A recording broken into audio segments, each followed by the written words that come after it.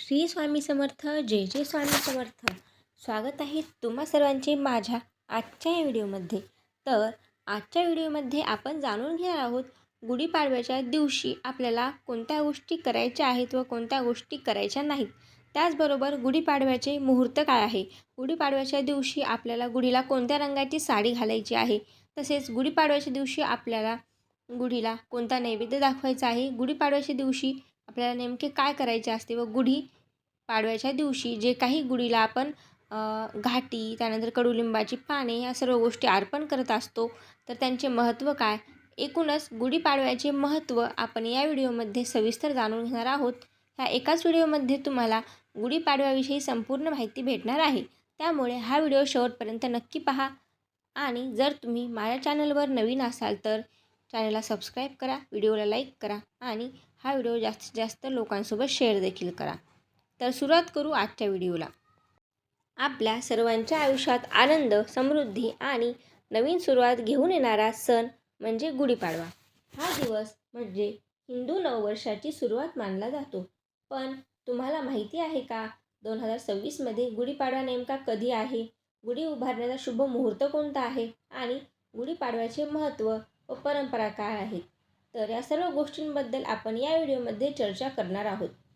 आता सर्वात प्रथम तर गुढीपाडवा कधी आहे, तर 2026मध्ये गुढीपाडवा हा 19 मार्च 2026 रोजी साजरा केला जाणार आहे.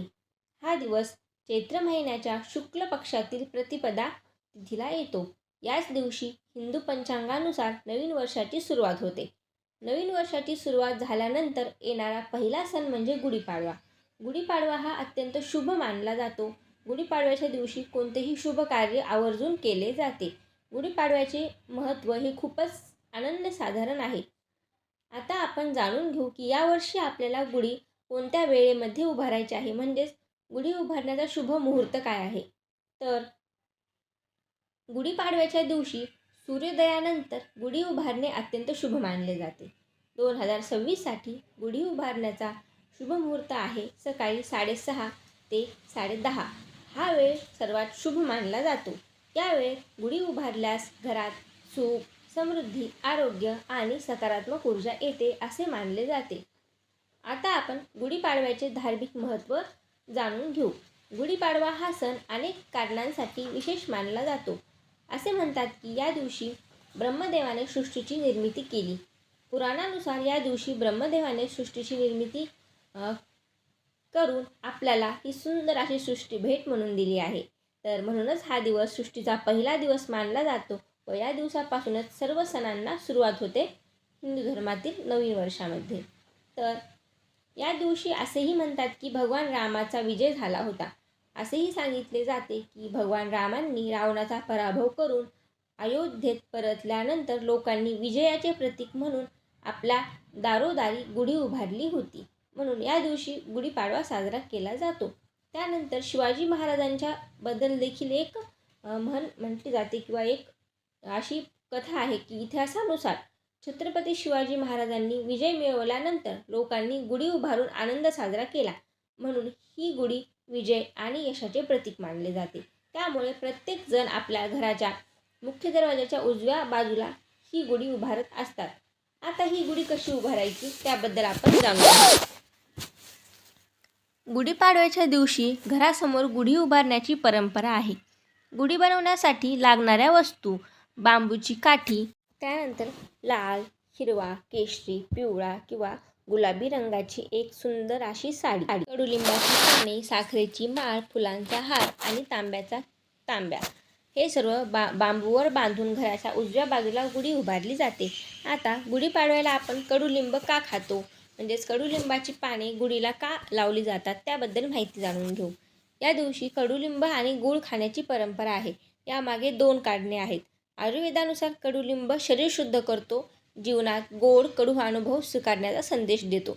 म्हणजेच ज्या वेळेला आपण गुढीपाडव्याच्या दिवशी कडुलिंब आणि गूळ एकत्र करून खातो त्याचा अर्थ असा होतो की पूर्ण वर्षभरामध्ये जे काही कटुता आपल्यामध्ये येणार आहे किंवा जो काही गोडवा आपल्यामध्ये येणार आहे तो आपण हसत हसत अगदी आनंदाने स्वीकारायचा आहे. कारण सुख दुःख हे येणारच आहे. त्यामुळे पूर्ण वर्षभर आपल्याला जे काही गोष्टी घडणार आहेत त्यांचा आनंदाने स्वीकार करायचा असतो. म्हणून गुढीपाडव्याच्या दिवशी कडुलिंब आणि गूळ हे एकत्र करून खात असतात. तसेच पाडव्याला काय करणार, म्हणजेच गुढीपाडवा कसा साजरा करणार, तर या दिवशी काही शुभ गोष्टी केल्यास वर्षभर लाभ मिळतो असे मानले जाते. या दिवशी आपल्याला घराची स्वच्छता करायची आहे, गुढी उभारायची आहे, देवपूजा करायची आहे. नवीन कामाची सुरुवात जर करायची असेल तर गुढीपाडव्यापासून केलेली अत्यंत शुभ मानली जाते. कुटुंबासोबत तुम्हाला हा सण अतिशय आनंदाने आणि उत्साहाने साजरा करायचा आहे. तर गुढीपाडव्याला काय करू नये त्याबद्दल देखील आपण माहिती जाणून घेऊ. तर गुढीपाडव्याच्या दिवशी भांडण करू नये, नकारात्मक बोलू नये, घर अस्वच्छ ठेवू नये. कारण वर्षाची सुरुवात जशी होते तशीच संपूर्ण वर्षावर परिणाम होतो असे मानले जाते. त्यामुळे गुढीपाडव्याच्या दिवशी कोणाविषयीही वाईट बोलणे टाळावे. घरामधील वातावरण कसे सकारात्मक राहील याचा जास्तीत जास्त विचार करावा. घरातील स्वच्छता ही खूप महत्त्वाची असते, कारण त्याचा परिणाम आपल्या आरोग्यावर देखील होत असतो. त्यामुळे नवीन वर्षाची सुरुवात अतिशय स्वच्छतेने, अतिशय पवित्रतेने व आनंदाने, उत्साहाने केली तर पूर्ण वर्ष देखील तसेच आनंदी, उत्साही आणि भरभराटीचे जात असते. तर गुढीपाडवा हा फक्त सण नाही, तर नवीन सुरुवात, आशा आणि सकारात्मकतेचा दिवस आहे. या दिवशी गुढी उभारून आपण विजय, आनंद आणि समृद्धीचे स्वागत करतो. म्हणून यंदा गुढीपाडवा भक्तिभावाने आणि आनंदाने साजरा करा. जर तुम्हाला ही माहिती आवडली असेल तर व्हिडिओला लाईक करा, शेअर करा आणि चॅनलला सबस्क्राईब करायला विसरू नका. पुन्हा भेटू अशाच एका व्हिडिओमध्ये. तोपर्यंत तुम्हा सर्वांना श्री स्वामी समर्थ, जय जय स्वामी समर्थ आणि गुढीपाडव्याच्या हार्दिक हार्दिक शुभेच्छा.